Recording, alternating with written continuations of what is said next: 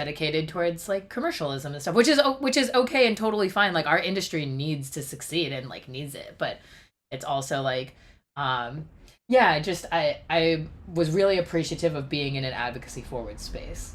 Like Yeah, they definitely feel very different. The commercialized events tend to be, I don't know, like kind of an uptight atmosphere. Um, I don't know. But yeah, I prefer advocacy events personally. I have more yeah, to talk about with people there. for sure. I think that was kind of like what I was feeling. And so it was really great. And we had these like, activations. We were collecting data from the community. And it was our first like in person, like physical, having like volunteers be there in person for NAP. Yeah. And that was so nice to just see, like, to watch the education kind of pay it forward and see other Yeah. people getting educated too was so Mhm. sick. So, okay, so it's going. We can just, if it doesn't work, it's not working, but it's going. I think it's working. I'm gonna say that it's working so far at least, and yeah. So Okay. I'm good to get started. We'll get to some of those questions Cool. that like we never got to. But do you want to introduce yourself so that maybe I'll just Yeah. introduce in case people watch these live streams? This is an interview. Casey reached out to me about doing an interview for a class, and I'm just going to hear more about what your background is, why you got into cannabis, and yeah, what this class is for, and what the interview is for. Okie dokie. What's up, everybody? My name's Casey. I've been active in drug policy reform and cannabis spaces for about 10 years now, in varying capacities. I used to work at a dispensary or two. I was a manager at a couple different dispos here in Florida where I live. I live in the Tampa Bay area, and there's a lot of dispensaries here. But a lot of my focus lately, lately, the last 7 years in my career has been on advocacy roles and basically educating people about why we need to have a limitation on corporations um, in the cannabis industry, at least some limitations, within reason, and also things related to harm reduction, drug policy reform. I was part of SSDP. Shout out to SSDP. And yeah, right now I'm a student getting my MS at University of Maryland in the Master's in Cannabis Science and Therapeutics program. And so here we are. Yeah, I think that policy reform is it came up again and again this weekend, right? Like, Mhm. I'm considering driving down for the complete decriminalization, descheduling, no rescheduling. There's an event that's happening in DC/Virginia, and I think it's in a couple weeks. I just don't know if I'm going to be able to get down there for it. Okay. But No. I'm in support of full descheduling, and Yeah. it's not that I Same. don't support us rescheduling. I think the rescheduling is also great, and I think will be helpful, and this Yeah. is good and everything. But I'm also just for complete descheduling, and I do think in some ways the rescheduling might like push back or like cause like That's what I was gonna say. Yeah. and It might cause some really some unknown difficulties to suddenly surface. For example, requiring cannabis products under Schedule 3 to be only sold if they have been clinically tested and for efficacy and safety and stuff like that. And, And you it's know, and I think it's like there's positives about the tax breaks and the banks being able like for us to be have yeah. access to banking. Like there's so many positive benefits that come with rescheduling, but ultimately like descheduling is what makes more sense Mhm. and is what should be happening. So Yep. yeah, I think it's such a complicated thing to be in science and then have an opinion on policy as well because it's not guided by you. I feel like I had this like idea that policy was guided by science just in general, and that's just not true. Right. Like and then a Right. lot of scientists aren't actually involved in politics for that reason, or like don't have sort of like an affinity to anything like that because of how much like there's not really a logical standpoint for where a lot of these Yeah. things come from. And Well, and you're describing like a line I've been kind of straddling most of my professional life where my background's in bio. I want to do cannabis research, but I have a lot of experience and interest in policy and regulation and what needs to happen in terms of the war on drugs. And, you know, how do we repair that harm? So it's hard, like, especially when we're in a country where science is the bad guy. Yeah, science is so Um, politicized, which is such a, it's interesting being in cannabis science. I've been thinking about that a lot recently about how like we're we're double politicized by being in cannabis science. Like there's more than one angle that kind of gets like added onto it, but like when science itself is a political is a political nuance becomes even more um yeah, it's even more frustrating. Interestingly, cannabis breaches both sides too, which I think is another interesting place where cannabis is positioned to be a bridger, right? Like something that we right, can use and utilize. I mean, so many conversations where you're like your mind is more open right, and it's calm also versus like other drugs like alcohol where there's like an aggression or like an aggressive component to it. It's like that is counterintuitive to yeah, conversation versus cannabis, which is like makes people calmer, makes you more mm, open minded. If anything, you care less about, mhm, which I think could be right. helpful. It's not always helpful, but in some Well, cases, it definitely is. some of the studies that I've looked over, at least some of the abstracts, that look at socialization in cannabis, I think it's funny when they say like, oh, like there's a diminishing of pro-social behavior, you know, they'll say like, oh, there seems to be, what they're seeing, they're making an incorrect judgment, I think. They're seeing some kind of disconnection happening because somebody's becoming like let's say like less anxious and more calm and more mentally connected as opposed to anxious and like back and forth and like so if they see somebody kind of retreating, they're like so at least some of the ones I've read, they kind of interpret that as like an antisocial response. And I'm like, no, like that's not what's probably, I mean, I'm not there. I don't know everything, but I feel like there's a high chance they could be misinterpreting it, maybe. Yeah, it's an interesting point about how when research isn't done by people who are knowledgeable about cannabis too, about like, and I mean, I think sometimes at least some of those are animal model studies, other studies like when, and then you're just trying to equate that, but like, yeah, again with like the meta analysis, like what you're bringing up is essentially like plenty of people do like to be solitary, like solitary stoners, right? Like that Sure. exists, but Yeah. yeah, there is this sort of nuance where when a majority of the research has been done by people who don't use cannabis or don't use cannabis regularly, and I think that like that's where the stress comes in for me. It's like Yeah. when I'm talking about wanting cannabis community, the cannabis community, if I say like I want the cannabis community to have a stronger impact in policy, a stronger impact in the medical research like field, like more power and more a stronger voice in those spaces. I'm really talking about people who consume nearly daily.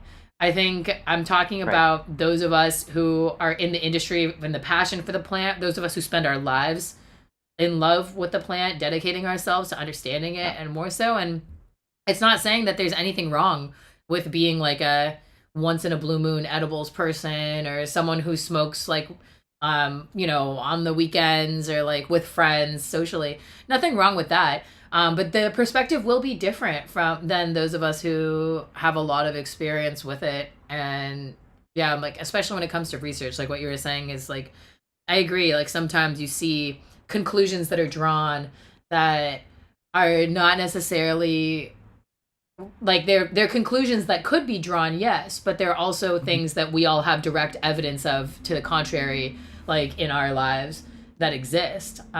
So yeah, I mean, I think cannabis is absolutely can be pro-social.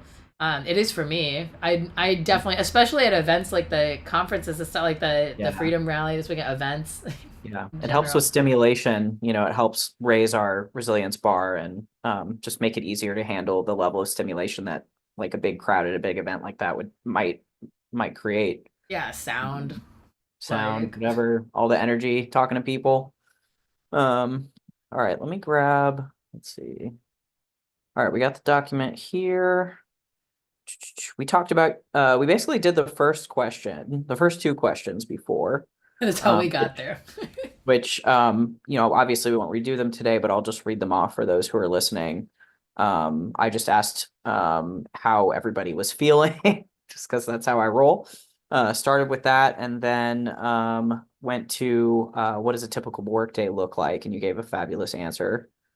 Um, Non-typical for anyone who wants the who wants the short and the long of it. Is that it's right. different every day, but in a good way. I should make like a little day in the life thing. I have these glasses that like I'll add it to the to-do list. That'd be fun. Um, um, and then also actually we started to talk about advocacy work entwined in the research work, and I know we kind of touched on that just now. And how I think we started to talk about challenges that new scientists wanting to work in the industry may face, particularly if they're in a marginalized group, such as being queer, neurodivergent, or a person of color. I feel like if you want to speak to that, I would love to hear more. Otherwise, we can move on. Yeah, that's an interesting one. So yeah, to in a nutshell about the advocacy work, it was an accident. I think that I didn't really set out to like do advocacy primarily necessarily, and it was sort of just something that I mentioned earlier. Like I had a Reddit post that was the response to it was extreme in both directions Mm. of people responding to this Reddit post being like, wow, you sharing your story has like I just showed this to my parents and now I'm having the most like productive conversation that I've had about my mental health and cannabis that I've ever had with my parents. Or people messaging me being like, I feel the same way. I can't believe like someone else is saying this. Like I've never felt like this before. Like I felt like I'm the only one. Like I'm so ashamed. And it went all the way from like, people sending me messages being like, this post, like it seems extreme, but this one post and you being alive and being willing to say that and me seeing you as a person has like saved me today. Like it went all the way from that extreme to people telling me that like I'm the devil and that like I'm a terrible person. I'm doing so much harm. My opinion is dangerous to the Jeez. general public. Which my opinion like is dangerous to some aspects of things if people are taking it without context, right? Like it's everyone's opinions can be dangerous when taken without context. So it's all about, it's all about that part of it. And I didn't set out to make that post to demonize medical doctors. I was just like speaking my truth of like my experience of what I've experienced from the medical system.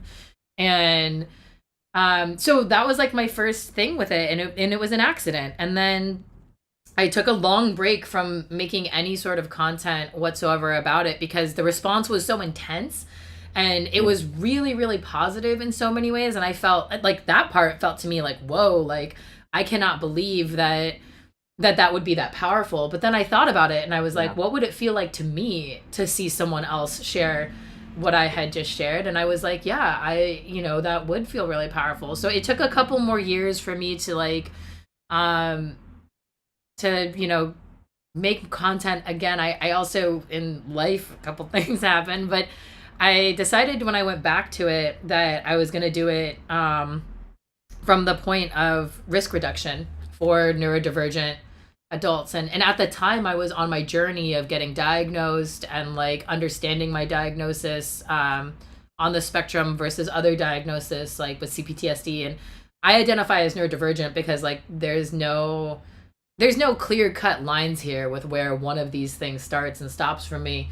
And yeah, I think that when that was all happening, I started making content around cannabis education as a risk reduction and as a tool and an empowering thing for self advocacy for other people. Specifically for me, what helped a lot was understanding CBD. And then at the time that I started making content, I was really starting to experiment with CBG. And those two things alone were really helpful. But in addition to that, it was like thinking about cannabis and giving cannabis the same respect that I would give other medications. Um, and it was insane. And I can't, I feel humbled by the response of people learning from me and what that's given to their lives and like what that's helped other people to be able to understand about themselves and to be able to implement with cannabis. And the challenges that I would say that are additional that I've been like wrestling with or making peace with or whatever we want to call it, it's an ongoing process. Like I am nowhere near at the point where I feel like I give the best advice to other people. Some of my other friends, if they like some people like making content or like they'll something will happen and like I'm in their corner being like, don't listen to what the other people have to say. It doesn't matter. You're only doing the things for the people that you're helping. Like you're speaking to your community. Like that's why you're doing it. Like, but in general, it still is an ongoing process for me to make peace with it. That the more intersections you have, the more things about you that don't fit and that are going to be lifelong soft spots. Like, I feel like being queer is a central part of my identity. I think it is something that has been I have to feel that way about it because of how I don't necessarily look or embody it all the time, or how my gender identity is not and doesn't match what I look like or present the way that I present, professionally or just however people want to assume things are. Um and that the more of those intersections that tend to kind of get like wrapped up with cannabis that exist, the more you're already like in this vulnerable state. I think that there are barriers. And then that's without even taking into account that science itself is an elitist culture that has for a very long time been associated specifically with like white men in power and privilege. And that like The that racism of academia. it's well known. It's well, at Yeah. least if it's well established. And the control of academic resources and academic like power and influence over what is and isn't valid information is something that has been it's just documented, it's known, it's something that you experience. And so to already have those difficulties, like, since coming out about being a stoner specifically in this field and in science, I've come across and been talking to so many people, and like it is a very common thing for intersectional people, specifically in cannabis too, because cannabis is its own intersectionality that gets added on top of it. If you are a daily consumer of cannabis, that is something that is an additional marginalization that gets put on top of other things. I don't think It enough people realize it's like that, because including other stoners. But I think it's also because a lot of people kind of will just like accept it for what it is, and it's like it's sort of like, oh well, that's just because people feel that way about weed. It's like the stigma about weed, and it's so real. But the reality for some people is that it's an accommodation that is very similar to what a prescription pharmaceutical would be. It's on that border of ableism that gets very much so like misconstrued into being like, oh, it's a choice. And it's like, yes, we do have our choices that we can and can't make. Like, could I be on pharmaceuticals? Perhaps. But would I be dead or a danger to other people? That is my Perhaps. that is my yeah, that is how I feel about it. So it's like I think when it comes to like the barriers of being in science in cannabis as a cannabis advocate, the barriers of trying to integrate those things, yeah, it comes from a pushback that is intersectional and comes from all sides, and that cannabis specifically, people who are like high dose needs or high dose schedule needs cannabis consumers, definitely fall under a different category, definitely fall under different experiences within those already exclusive and elitist structures. So it's Yeah. like you're already experiencing those things. And on top of that, then there's this other component of it where it's like, yeah, it's devalued. Yeah. And Absolutely. then That's a you are good devalued. word. Yeah. Yeah. Yeah. It's like as soon as there's any hint of marijuana present, they're just, I mean, the cops obviously do it, but I think systems are just kind of like, oh, I don't know. So, That's where like descheduling will help. That's why it's also where I think research helps, and it's part of the conversation why I want stoner research, or why NAP is so forward. I mean, we've been called radical scientists like a number of times. I don't feel like we're that radical. The only component about us that is radical is the openness and yeah. transparency. Well, Like if you get called radical, that's a compliment. That means you're doing something right. We think so, at least. But it shouldn't be radical, though. I Yeah. mean, it's we've been excluded from the conversations for a long time, and what we have to say has been devalued for a long time. We're far from the first people to do it either. Like this isn't Hmm. new, but we're trying to approach it in a way that is like both changing from within and approaching from the Right. outside, like in both directions, being like Yep. we need to reframe how we talk about us, like our community and who we are. And like part of that is absolutely looking at this as advocacy and as science advocacy, because there is no other word for what is like. How about this? The pharmaceutical situation doesn't need advocates. they they don't need that. They're part of the system. They are the system, They can right? advertise on TV. Right. Advertise on the T on the bus. I get off the train and I see either alcohol. It's usually a bank, Heineken, or a pharmaceutical company, Mhm. like Lilly and Company, Eli Lilly and Company, or one of those. Those are usually like the banner ads that I walk by on the lit screen TVs. Oh, but cannabis is too dangerous to Yeah, be that there. whole thing. Yeah. This topic I think is a good segue, because I especially can identify with the people that reached out to you on the positive end who were saying, I thought I was the only one. I felt that way when I read your posts for the first time as well. I was like, oh my God, somebody who has credentials, which is a shitty system in and of itself, but I digress. Somebody who has credentials who is describing my life and like, has evidence for that being a very real experience where, especially with PTSD, you second guess your reality a lot of the time, sometimes. And you've So, been told that your reality isn't real often. correct. Like that's Right. like yeah. Correct. So, yeah, so that, just your work really resonated with me. Of course, that's partially why we're here, but I can really understand like where they're coming from. And I will say too, like I totally loved your book. I related to it personally, because I'm also queer and neurodivergent. Um, thank you for so much for writing your book. I loved reading it. I read it just this last spring, right after it came out. Mind-bogglingly great. In fact, at one point I was reading. I think I got through like maybe a third of it, and then I had to put it down for several weeks because it was powerful. It was just so powerful. I was like, I need to titrate this. Like, I can't just read this whole book. Like, I don't think I can deal with it because it was just such a great feeling to feel seen at that degree and that level. I'm not used to that, so it was amazing. I'm wondering what the response has been to your book overall, which was released 5 months ago in April 2024, six, something like that. And what has changed for you as a result of the book's release? And did you experience or hear anything unexpected in response to it?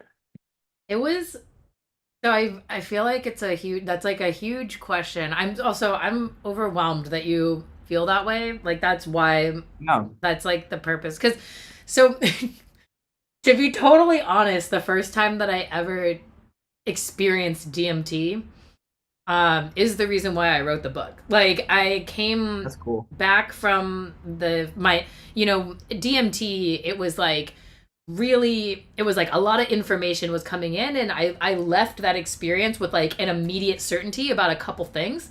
And Nice. it was like starting the nonprofit, like science advocacy and doing work for the community and writing the book. I wrote the book in like I Mm. drafted the book out at least within like a month or two, and we started the nonprofit also within that amount of time. Like it was like an immediate. Actually, Dr. Riley Kirk had a DMT experience. Also, we both had separate DMT Oh, she went experiences. with you? No, different Oh, okay.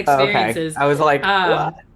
It That's was cool. actually it was interesting. It was interesting. They were separate DMT experiences that then both it was like these like levels of certainty, and then like where it's like this is like something that is real. And that so for the book it was like I drafted it all out really quickly, and then that was like once that happened I had a really difficult time finishing it and sending it. I had a really difficult time with the fact that after it was all kind of put down on paper And there I was like, oh, am I gonna hit the send button like on like is even you know like making the cover art and all of that, and like it was like ready. It was like kind of to the point where like I just needed to like read it a few more times and get it to like the I needed to do the final edits and just get it all formatted and send it. And I really struggled with that for months. Like, um, there is like a sense of identity that it was incredibly triggering to write it. That's also I would imagine. definitely was a difficult component of it. I hadn't really revisited different parts of that.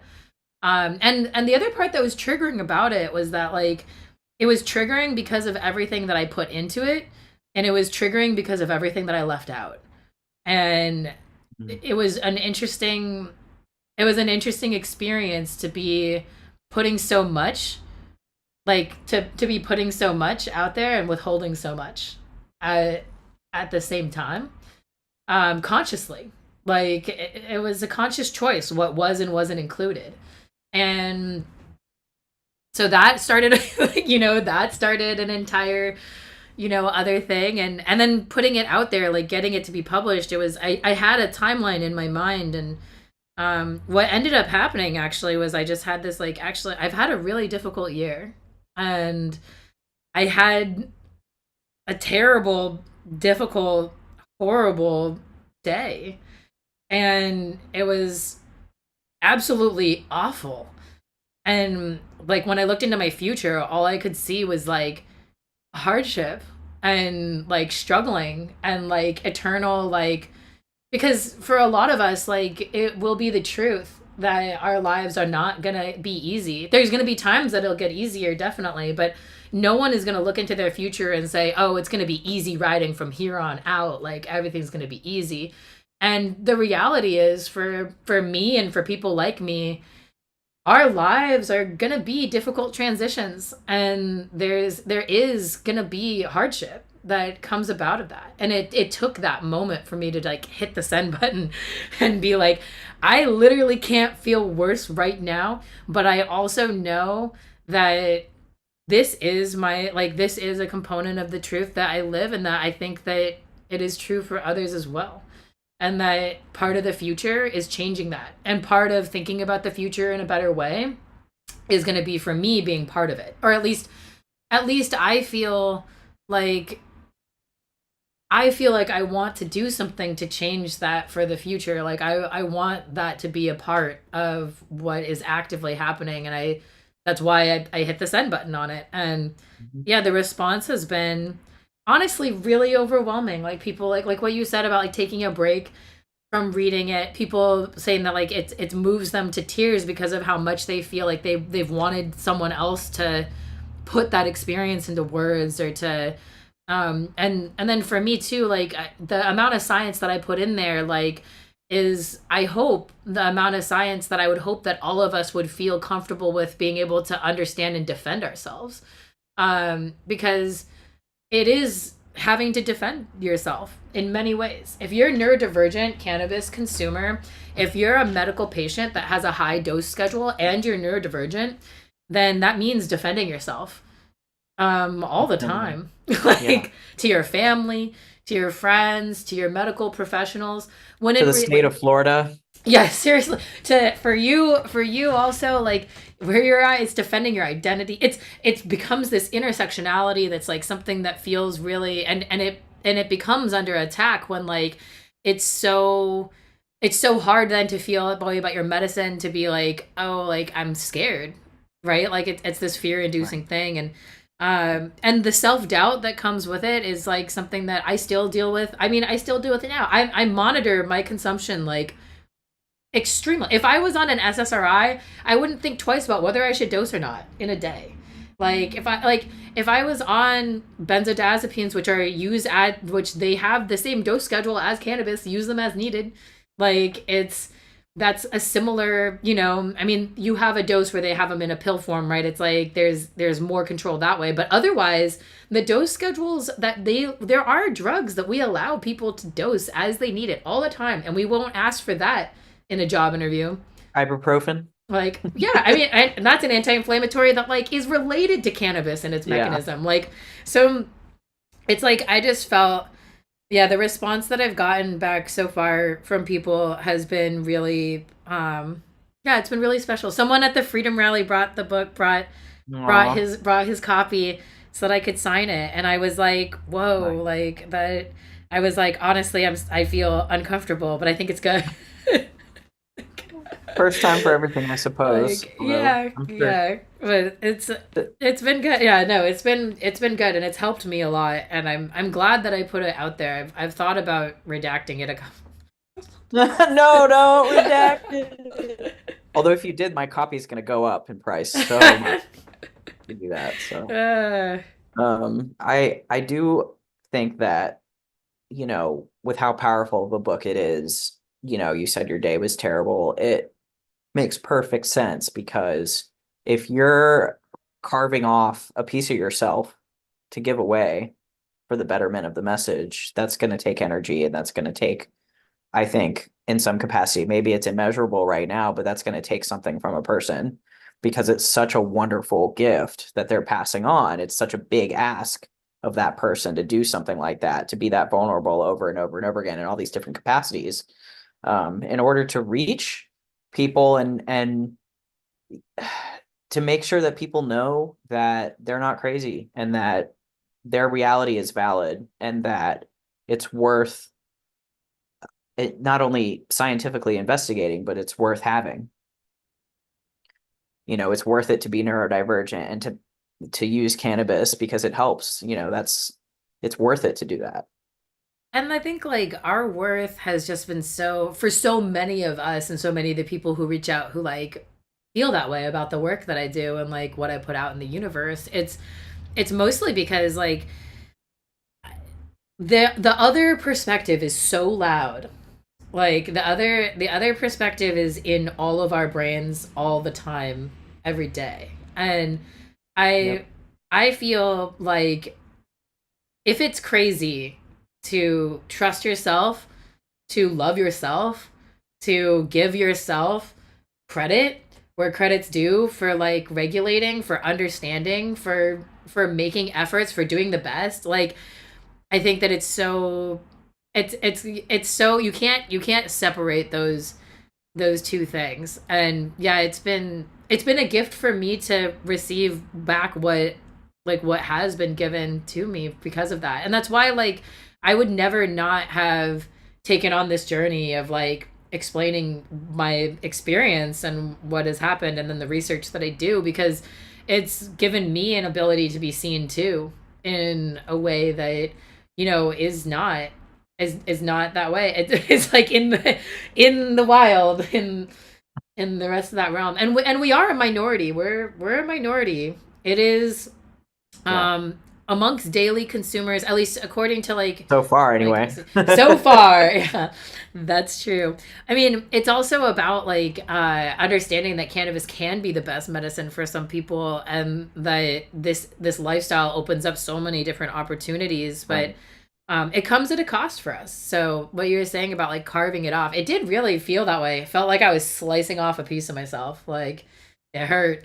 It was, Well, and I think one piece of this too that I think you started to touch on was um maybe I did too, but when you have PTSD and it's severe enough, you often go to if you have the privilege, you can have the option of going through a program, to manage the PTSD and things like that. And in those programs, they're very staunch anti-drug mm-hmm. environments. And Or I've gone through that pretty recently and it's been a struggle. Like I've not I wouldn't say that I never lied to them about my use, but I was hyper aware of what it meant whenever I brought it up. And so I was very careful and tried not to bring it up too often because I just knew that they wouldn't get my perspective.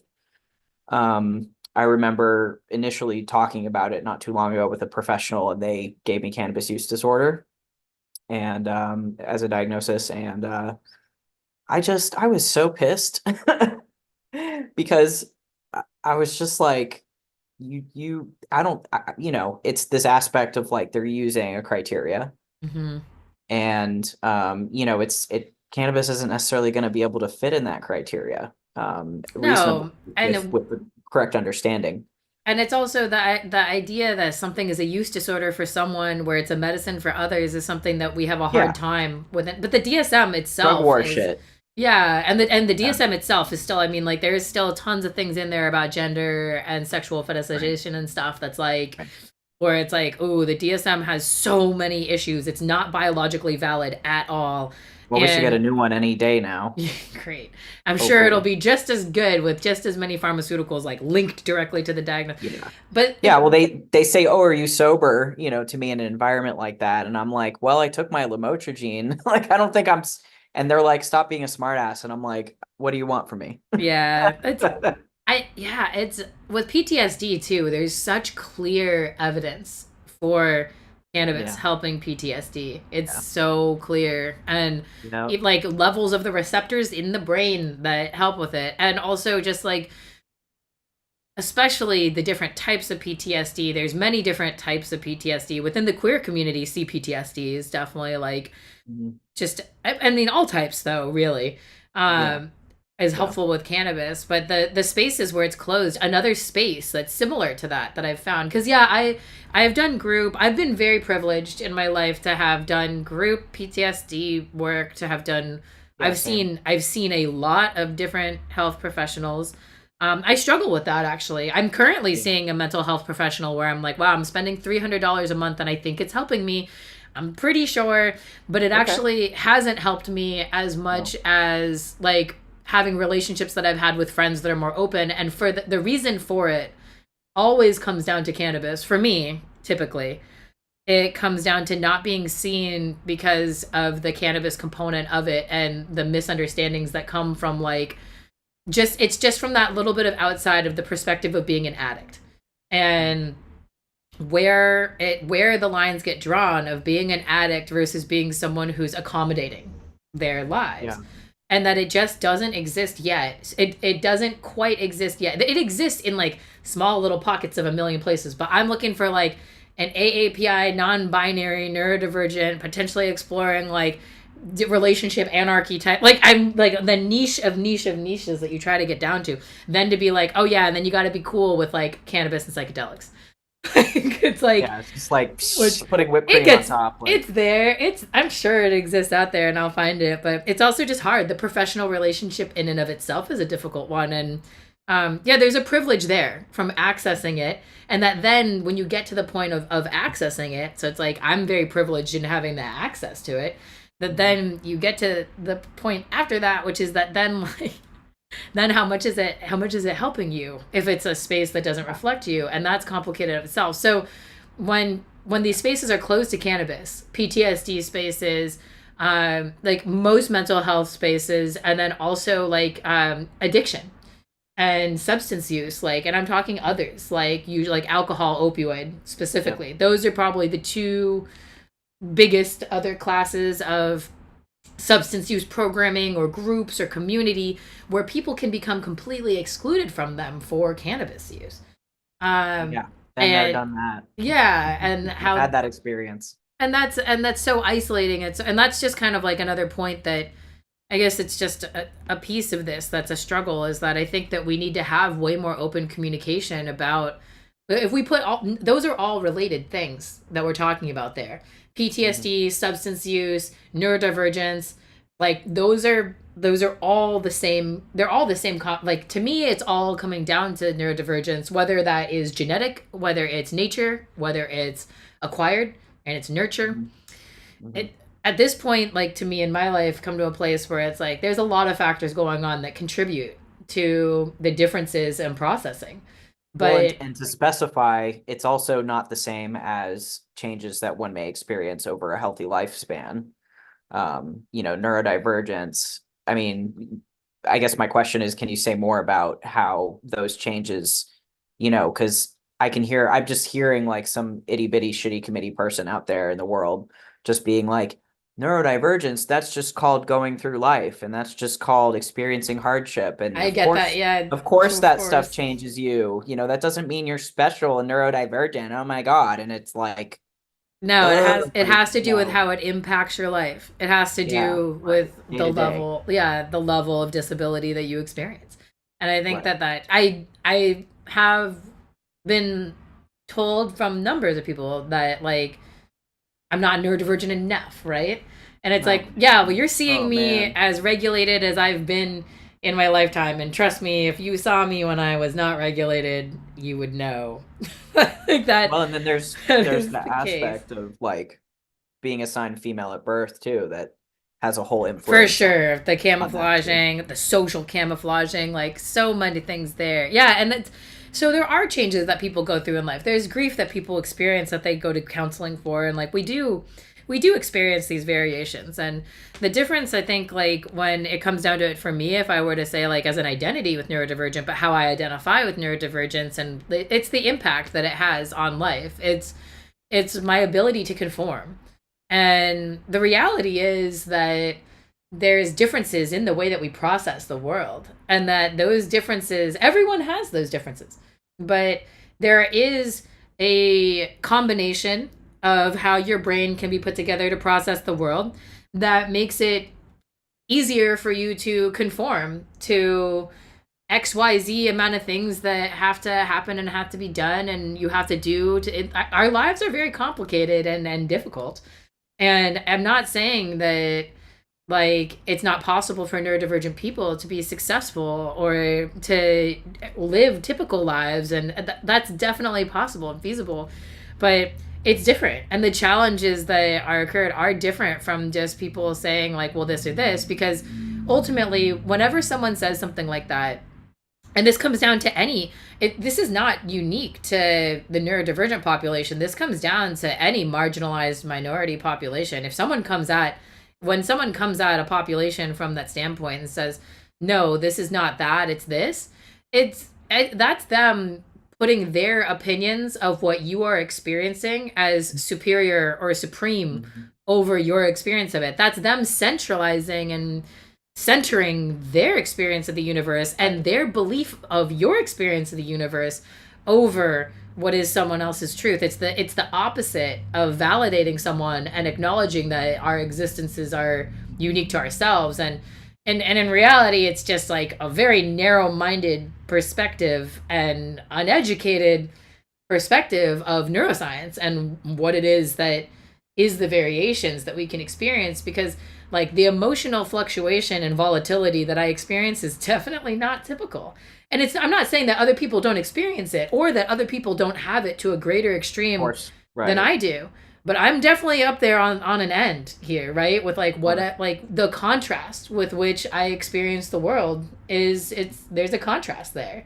And it Hmm. gives me great joy and amazing positivity as much as it gives me more pain and suffering and extreme amounts than other people will experience. And that's okay. And for me, I have a hard time understanding what it would be like to dilute that down. Like the way that I feel, how strongly I feel about almost everything. It's like, it would be interesting to know what it would be like to not have that. I'm passionate about the types of socks that I like to wear. Like, Yeah. What are you wearing today? today, right now, I have on very, very soft socks because it's nice and Nice. it's cold here, and I've got like very fuzzy and nice socks on. But my fuzzy socks are never ankle length; they're always higher. Yeah. And then my non-fuzzy socks are always ankle length. I got a few Apparently, pairs, but down here you don't really need them. oh my gosh, yeah, that's right. It's getting cold up here now, so. But yeah, like the Ah, the jealous. idea that the idea that people center and prioritize their own experiences over others is kind of like it's a point with cannabis that there's a huge population of people who will exert that judgment on the Hmm. cannabis community. And the neurodivergent cannabis community, many of us are not choosing between cannabis and sobriety. So that's just where the perspective, I think, is like, you know, that where there needs to be way more perspective taught on is that these people that exert that judgment over our community, their judgment of the neurodivergent cannabis community comes from a misunderstanding and also from like a devaluation of what is the experience of this community, which is that this isn't going to be cannabis is not causing this problem. Cannabis is a reduction of harm from X, Y, or Z other things, including sobriety. Like for me, when I'm like not medicating properly, like that's not as positive either. It's a reduction of my Right. quality of life. And whether that comes with a better risk of X, Y, Z, like the question of being like, okay, cardiovascular health, that's one that comes up often because I smoke also. Like flower is my preferred method. It's like, so yes, there is a link there with cardiovascular health. There's definitely a link. But there's also a link with all health metrics and overall quality of life and happiness and health.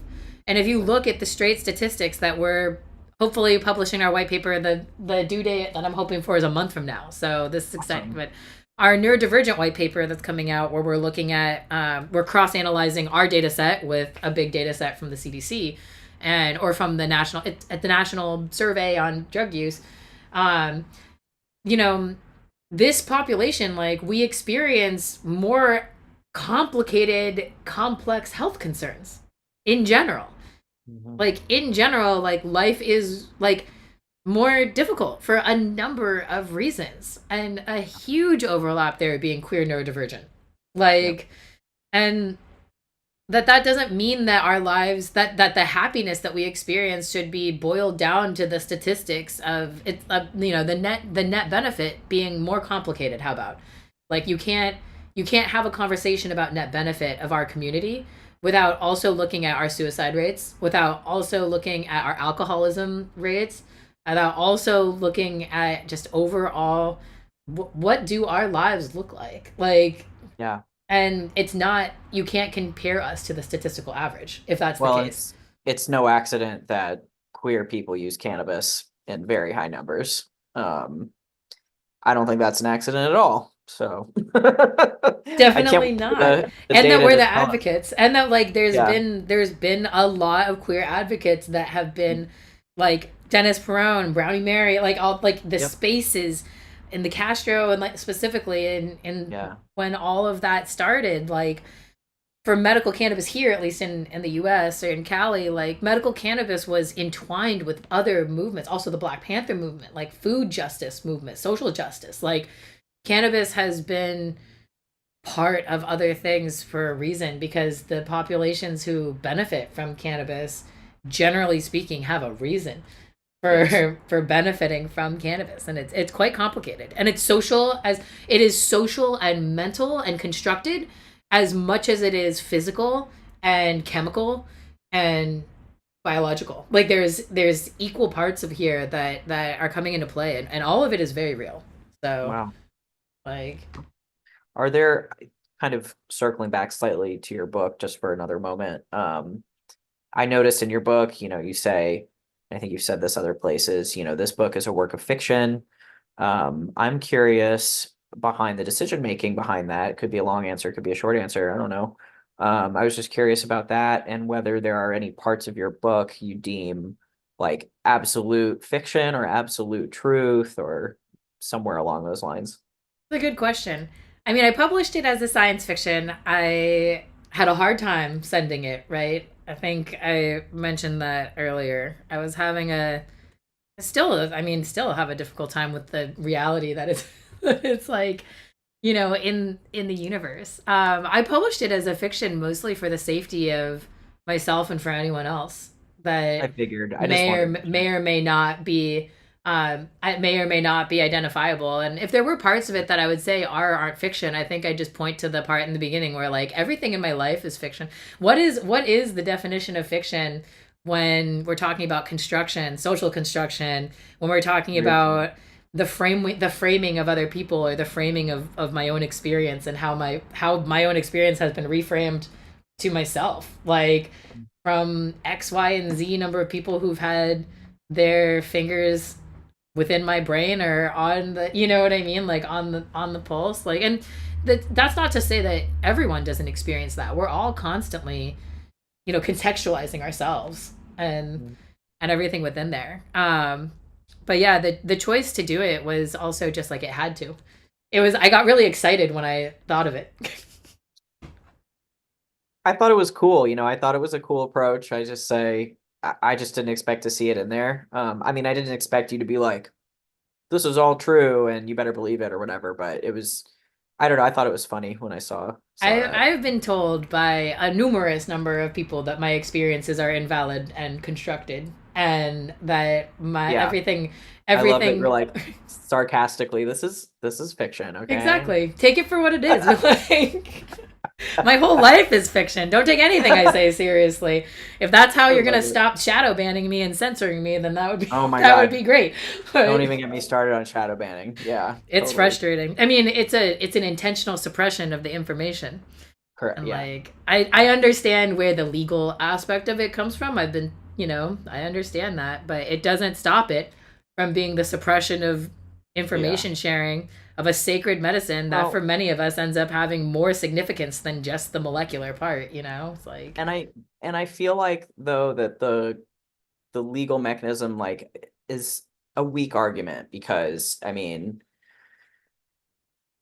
it's not like the sure like people are talking about whatever on there but it's not. I feel like at least in this day and age talking about cannabis is not as taboo as maybe it was even 5-10 years ago. And I know when we were kids, you couldn't write the word on there without being afraid of whatever.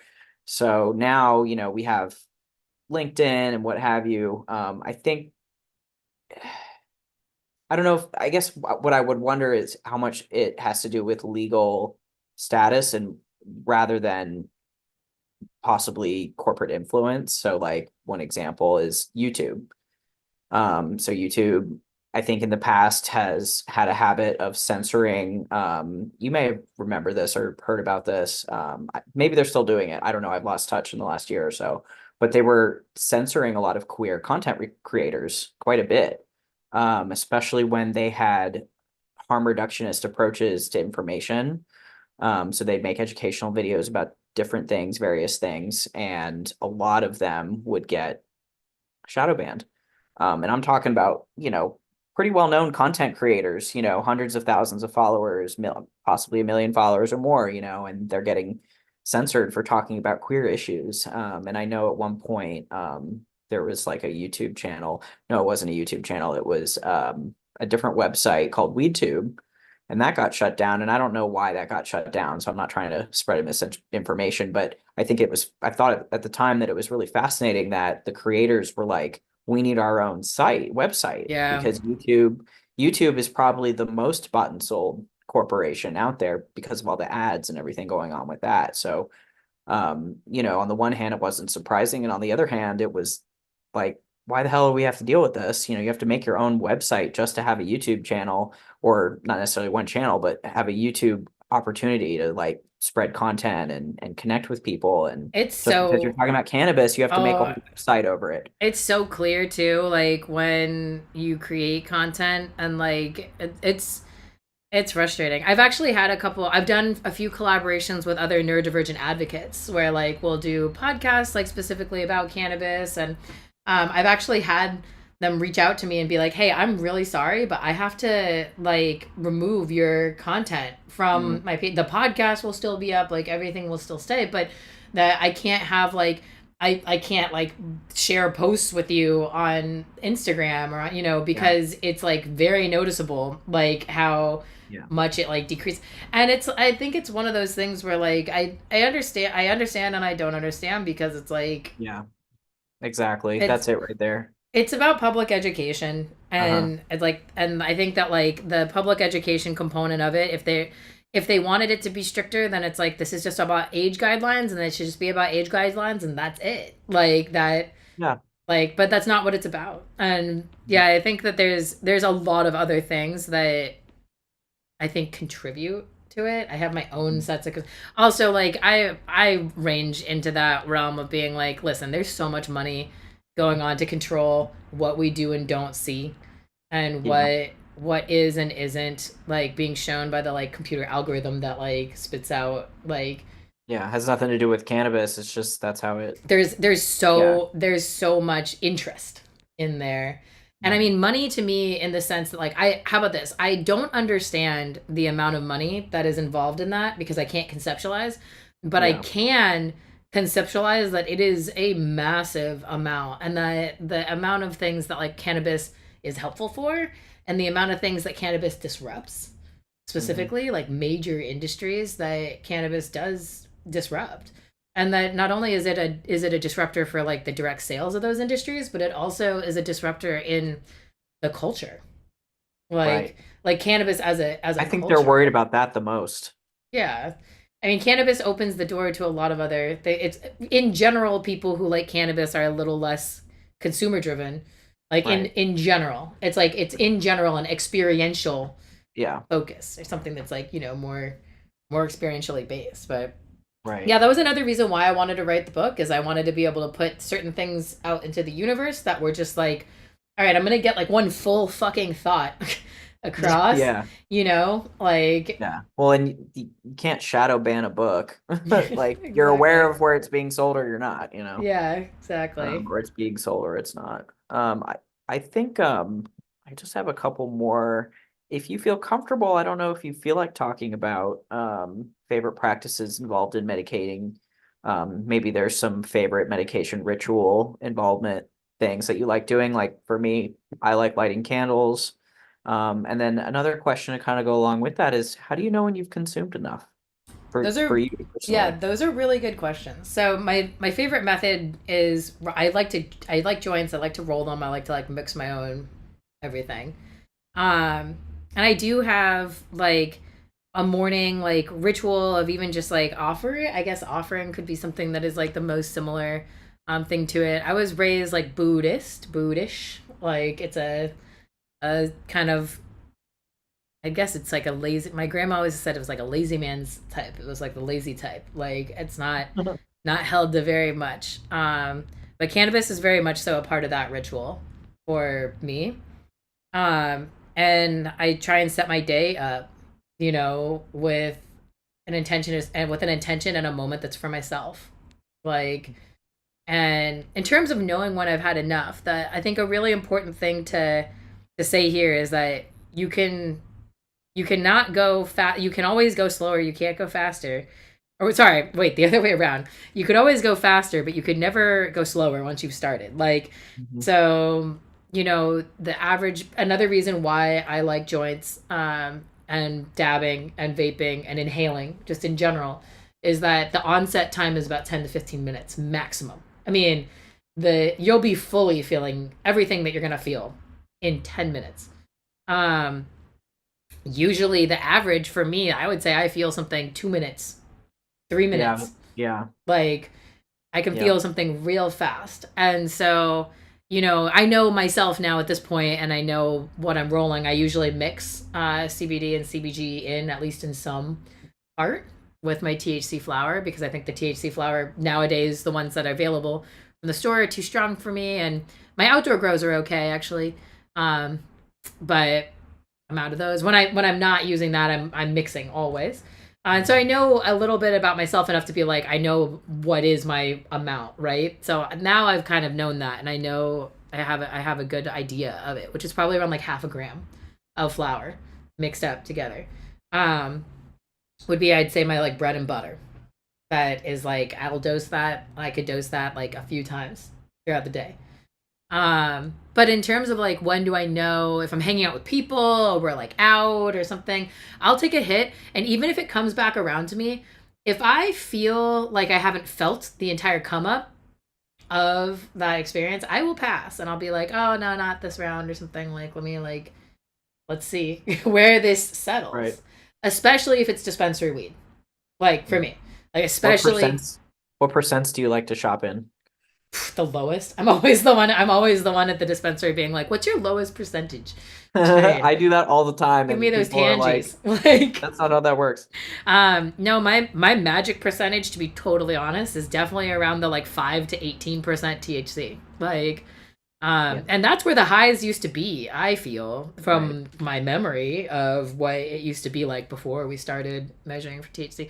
Not to say that I don't love the experience, in terpene profile and flavor of higher THC cannabis that I've seen. Right. I mean, amazing, amazing stuff. But I can only take like one hit, Hmm. or like a few Hopefully it's hits. the first one. And like actually dabbing seems to be more reproducible for me in that even though Yeah. and in terms of being able to experience that higher terp profile without having some of the like more like just like intense effects that like sometimes flower, I mean, because flower is like even more, there's more going on. And yeah, I'll wait. So I'll just wait on it, and see, because after 5 minutes then you'll know. And my tell for me, like, there's a few different things that I don't like that happen at the higher doses. First one being anxiety. Like I do have a tight window. Like I will get anxiety and paranoia. Like it does happen, and I don't like it.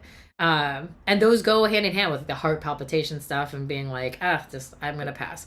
And another thing that's like a hint is like don't be dehydrated because it lowers your blood pressure. Mm. And so people who are sensitive, like I'm hypermobile, and like people who are sensitive to like blood pressure stuff, people who have headaches, people like Right. you have low blood pressure, drink water, add salt to your water, like be hydrated. That's like another thing because cannabis lowers your blood pressure, and so sometimes that's part of it. Sometimes I'll just drink water with salt and I'll get hydrated, and I'll be like, oh, okay, I'll smoke a little more actually. Hmm. But yeah, like the telltale signs for me that I'm like done and that I'm at the place that I want to be at and I don't want to go further is any feeling associated with that like low blood pressure drop being like I'm a little lightheaded, I'm a little like oh Yeah. I'm a little like I stood up being like whoa I'm a little like yeah, like dizzy or lightheaded or something like that. Hmm. It's like, nope, go drink water and have a little bit of salt and be done. Because, like, reducing your blood Yeah. pressure more than that is probably not going to be a good thing. Right. Um, and then there's also just like, I think for a lot of people who consume a lot of cannabis, like, if you start to become really hypersensitive along the way up of there's all these little things, like, you can get a sweet spot. And, like, my sweet spot has to do with, like, it's almost like a feeling of space in Mhm. the brain. Like, space that's opening up, like Like like there's you're no jumbling of one thing after another coming. You're yeah, just there's like space and quietness, and yeah. it's almost like the moment that I achieve that, that's when I'm like okay. And I used to call that the therapeutic minimum. I Mhm. used to say therapeutic minimum more, and I've leaned away from that now because it changes every day and it's different. And the more that I've experimented with finding my therapeutic minimum, the more that I've found that it is more environment and contextually based than a hard dosage. So I used to say therapeutic minimum a lot and mean like you should find your therapeutic minimum, which does exist, but I've just found within myself that there's so much variability that I think that like I think it's an important term, but I just don't think I don't think it's like good for like the same one every single day, every single time. Like, but I Yeah. do I do shoot for my therapeutic minimum all the time. That's basically where I'm at. I maintain myself at what is my therapeutic minimum that changes depending on the I, I day. think you bring up a great point because, I think there's this, especially in addiction spaces, there's this idea that, cannabis is another drug that people can get addicted to. And while you can get addicted to anything, and I don't disagree that, there's people addicted to cannabis. I think that, you're speaking to an interesting dichotomy with the plant's usage and that, there's this claim that that most people who use cannabis are using it to numb out, or if you're using it and above a certain amount that's different in everybody's mind and totally made up, then you're automatically like addicted or you're using it to numb out, whether you want to think of it that way or not. I've had people tell me that, and I'm like, honestly, I feel things way more when I'm Same. medicated. I feel way Same. more, but I feel more able to deal with it too Yes. and face it. And so the dichotomy is really between, I think, those people saying that and people who are using it to feel. It's possible both ways too, right? Like I think that like Yeah. I had some moments this year. It's been a hard year where I've been like where I'm like I do want to evaluate this. Like let me make Mhm. sure that I'm not just like doing this so that I don't have to feel, because I do Yeah. think that it is possible for some It's people. tempting. Right. Well, It's really tempting. and it is possible. Like it's cannabis is an emotional it's an emotional dampener. It can act as an emotional dampener. And I think that people point to that as a negative thing. It's not always a negative thing. And like what you were saying about it helping you feel more, like I agree wholeheartedly that like sometimes for me to feel less is the only way for me to actually be able to feel it. But yeah. Like the amount that I Yep. feel, like I would say that my most intense pain that I experience is emotional. Like by Oh my far. gosh, Like, yeah. That is so and accurate. and the most intense experiences that I've had have all been mental. I mean, I've had some pretty intense physical things too, but it's almost like it's cleaner when it's physical. Like it's, Mhm. you know what I mean? More straightforward. Yeah. Right, I run over my toes with like 800 pounds of soil, and I'm like, whoa, like, oh my god, like that physical pain, and Yeah, it's like, pretty and like straightforward. versus like emotional pain, there's not really a place for it in your body. Sometimes there, and sometimes there is a place for it in your body, and it's Right. like, whoa, I don't want to feel anything there. And it's like, so there's like there's these parts of emotions with cannabis where people talk about emotional dampening Hmm. as this like negative escapism thing, and I'm not going to say that it can't be used for that, because it can be. And Anything can be used like for, that pretty for much. sure, exercising, Yeah. gambling, Yep. like a Yep. lot of other things too. And so escapism really comes down to like intentions, right? And where Yeah. that, and I think that like with cannabis for me, like absolutely, I feel and am able to feel and process more, but feel okay. And that my brain protects me from that elsewise, or maybe protection isn't even that. Maybe it's just straight overstimulation, Hmm. that there's too much and you can't process it, and you're gonna have a panic attack, or you're just gonna be unfeeling alexithymia, like you can't feel or process it because of it.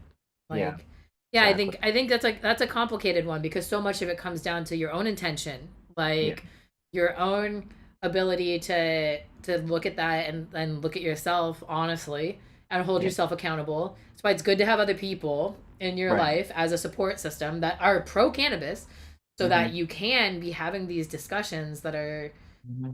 about your cannabis use, but don't come from a place of judgment, Yeah. and are a back and forth. And like, Yeah. I will regularly have conversations with my husband where he's like, I think you need to use more cannabis. Hmm. Like, I think that it needs to be more, because when I'm not feeling well, I tend to use less.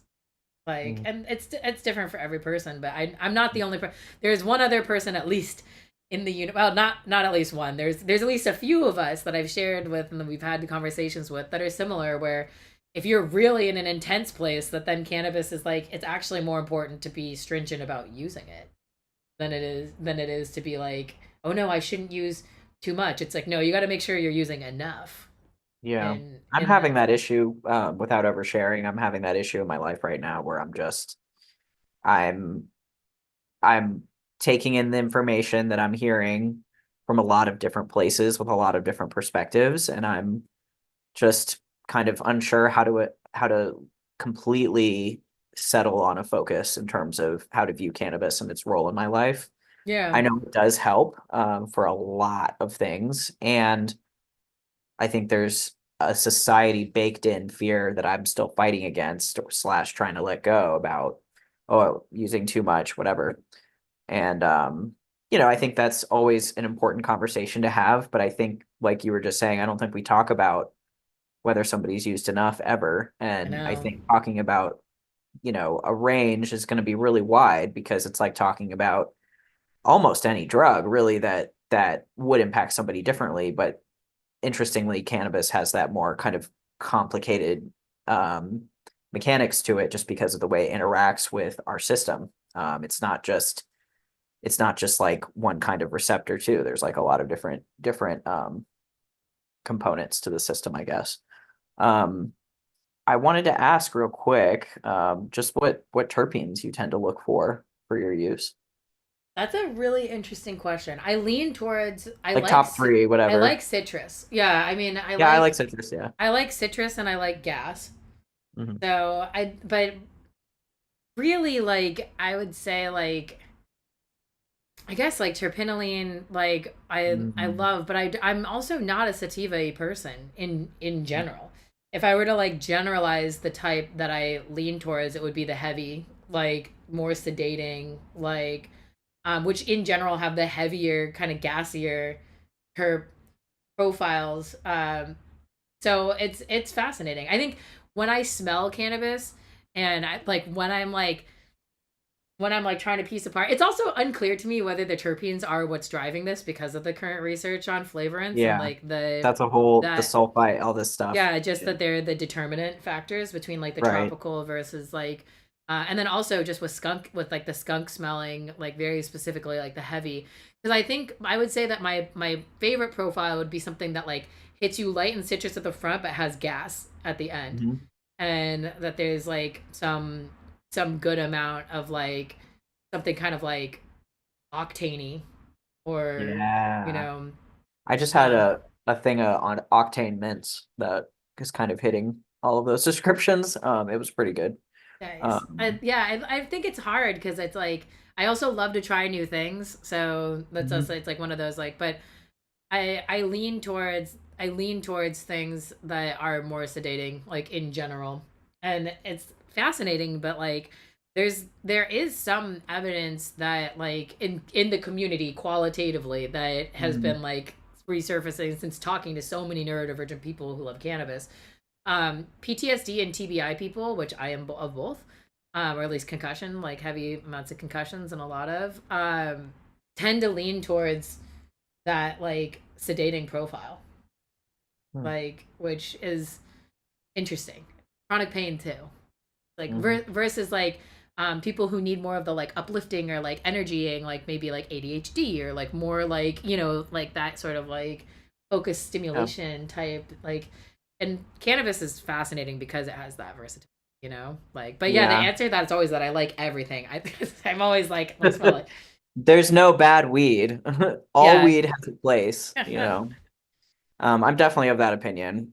Just because I have weed that I don't like doesn't mean it's bad weed. It's just I'm the wrong consumer for that particular weed Yeah, or and whatever. maybe on a different day or on some I don't know. Right. Yeah, it's hard for me to know. It's hard for me to know. One of my favorite recent strains was orange vanilla Milano. So it was it's like Oh, got a that light sounds orange great. and I yeah. think I think luckily there's like, sativa dominant hybrids for everybody who's kind of stuck in both those camps that you just described. Um, I think a great strain in that area is Mandarin cookies, just because it's got that energy, that limonene, and then it probably depends on the cut, but it also has a lot of linalool and And whatever, so it kind of balances. I used to love pining. I used to like Yeah. love it. And now I I have don't mixed really feelings. now I Yeah, don't really really? gravitate Did you towards have it. a bad reaction or just kind of a No, not good? I want to say that it's just because when I was younger, it could have just been that like the pioneer stuff that I came across was fresher. Pinene is so Yeah. volatile that perhaps that's why I liked it a lot, So Now I I have don't a gravitate towards it. theory. I have a theory about that where, like, honestly, a lot of the weed that I've used to consume that was not from a dispensary, I haven't had anything taste like that from Mm. a store yet. And a lot of the companies, they rarely do a proper like indoor, where it's all separated and what have you. And so there's a lot of like flavor mixing, and you have one store with like kind of this taste, another store with another taste. And I think through all that, there's certain terpenes that don't last as well in the packaging that Mm-hmm. is like legally required. Um, I Mm. think pinene is one of those. I think it evaporates really That fast, makes sense. just through my experience. And also depending on what the microbial testing limits are, and then just like how Yeah. intensely that dry process has to be. You know what I mean? Right. Like, That'll impact how much pinene's left over. And mm-hmm. Mm-hmm. yeah, that's totally a thing. And I think pinene's probably just one of those terpenes that, is going to come out the best in the fresher bud. So, okay. So we can wrap up last couple minutes here. Just curious what you're proud of in your life, because I think you've done quite a lot. You've contributed a tremendous amount to the industry already. And there's a lot of things that I know you've done for my life and of other people I know. And so just all about you, what just in your entire lifespan are you proud of? When you set this question, I was like, I have a really hard time feeling pride. I've thought about that like a Let's while. practice. Yeah, no, it's like it's good practice. Thank you. It's good practice. Actually, that's been it's been something that I've done. I've been working on myself for years. The first time that I tackled this question, in my life was I think something like 3 years ago. starting to understand like what is the feeling of pride, even like what should you feel, um, Mhm. like what not what should you feel. Let me not put it that way, but what do some people feel when they do something that then they're that then they're proud of and that they're happy, like that they feel. How about this? The feeling of pride to me is the feeling that you're happy, that you're like happy about yourself, like you are feeling happy about something that you yourself have done. You feel good about yourself. And yeah, it's something that I personally have struggled a ton with. I do not feel that emotion like regularly or often. Yeah. Um, but the thing that I would say I am the most proud of, that in my career as a scientist or also just like as a human, has been how I've been able to help other people understand themselves and have like constructive conversations with their friends and family members. And I'm really incredibly proud of how many people have reached out to me that are in the industry and or have gone into the industry or been interested in something, or even just people who, all the people that I've affected that have taken in the information that I've put out there about, the science, and then also about my experience, and taking that information and run with it themselves. And that I'm so, it's overwhelming to me, like even like when you reached out to me about doing this interview, I was like, that's cool, that's insanely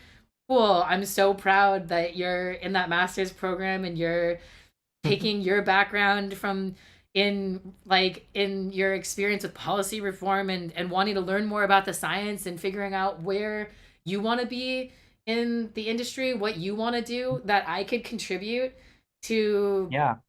other people in that way. And some people that have like reached out to me because they've liked my content, like people are doing such cool stuff, like just like amazingly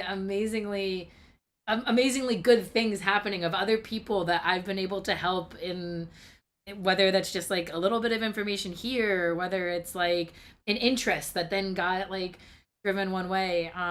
Yeah, that's definitely what I feel the most proud about, is that there is a future here in our community, Mhm. and there's a growing community here, and like any work that, and I didn't like, this has been our community from the start. There's been a lot of us. It's been hard for us to get together and get organized, and it's been Yeah. hard for us to find each other. And any work that I have done that has helped us find each other, helped us have these communications, better collaborations, help us do more things into the future, individually and together. Like that's just how, that's what I'm proud of the most. And Beautiful.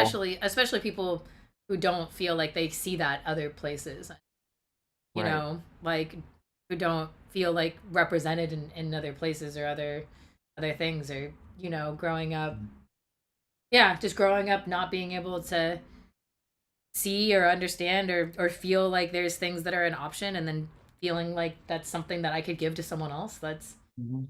yeah. Yeah, the earlier 2000s was rough, so yeah. Oh Yeah, yeah, for sure. I grew I up in the appreciate 90s, it. so it was like Well, in the 90s, we had but there's been so much there's been so much change that's come about too. So Mhm. it's definitely it's definitely that. It's not, and it's also interesting, like not like I'm not proud of the science, because it is, the science is cool and is like, it's It takes a amazing. lot of knowledge and skill, Miyabi. I You're love doing the a great science. thing. I love the science. I'm proud of the Yeah, science, but totally. I'm definitely more proud of the people. Like, Aw, I love that. That's a great answer. Thank you. Um, yeah, that's really nice to hear. I just appreciate you because, we're you especially, but really anyone in the industry right now, we're we're just planting seeds, right now. Like this is a new industry. We're planting seeds for trees that we're not going to sit under, and your passion, your dedication to ensuring that you contribute to the cannabis realm scientifically, but also ethically correct, and morally correct, and in a very sorry, I'm not really coming up with good words right now. I don't word very good. But just that you're so like dedicated to ensuring that the science progresses in, a well-rounded ethical way, because that this industry is vulnerable, I think really vulnerable right now, and to corporate takeover, to corruption, to things that we probably haven't even considered yet. And you know the industry needs more people like you who are seeing the bigger picture on use, and who are really providing direct information that supports claims about how the medicine more than likely definitely functions, as opposed to these kind of claims, getting out of the age of dare and things like that, getting out of these claims that are not really rooted in science. And so pushing science forward, I think that beyond cannabis too, you are doing the work to ensure that science is taken seriously, but especially in this, in this industry. So it's yeah, it's a long road ahead. And I'm just glad that, you're one of the co-pilots on all of this for us. Oh, you. I feel the same way about like we're just in the beginning. Mhm. It's a lot. I try my best too. It's not in terms of like being like how we do research and where where and how it happens. It's complicated and like we're all trying our Yeah. best, I think, but it's it's hard because our community has never been able to take part in that conversation before, but it's happening. And Yeah. it's like they're changing their minds about us, I think. Like Yeah. And I'm slowly but hope surely. Yeah, exactly. It's taking time. But I'm hopeful that, after a certain amount of time, hopefully in our lifetime, but if not, that's okay. At least there's something set in motion for neurodivergent people to be heavily considered, you know, in policymaking and science, and all of it, and For seen sure. for For having sure. special qualities. And And we need special accommodations for that. So it's yeah, like and we have to start where we're starting at now is just proving we exist. And yeah, then once we've proven that we exist and that we yeah. matter. Wait, we have to prove we I exist. think they're probably concurrent. Yeah, those two things. And then yeah, and it's like civil rights advocacy. Like it's then proving that we exist, that we matter, that we should have a voice in this, and then what accommodations do we need to be made so that that voice can be heard. And yeah, thinking it will happen. But I don't want to hold on. I'm gonna end these ones now, but I don't want to leave right now. Like I want to Okay. goodbye everyone else. That one's ending.